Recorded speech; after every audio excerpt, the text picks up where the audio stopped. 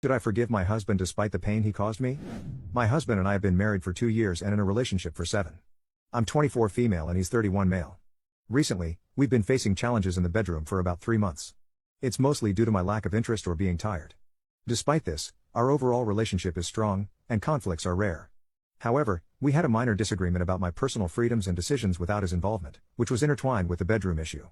He initially mentioned heading to the store and returning within 30 minutes by 8 p.m. However, his return was delayed until 3 a.m., and he arrived heavily intoxicated, causing a ruckus as he stumbled through the house and up the stairs.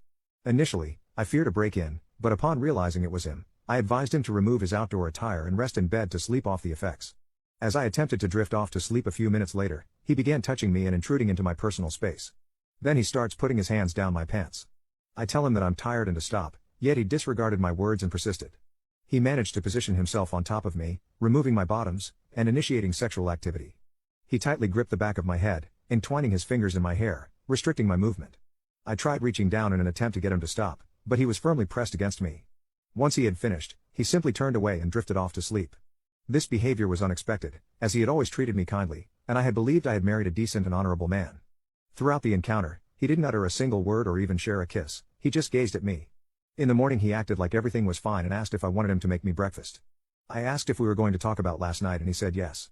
While sitting down to eat, he initiated the conversation by apologizing for returning home late, failing to answer the phone, and arriving inebriated.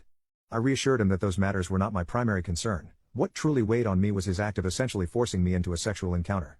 He looked confused and asked what I was talking about. I laid out the details, and in response, his eyes welled up with tears, and he began to apologize.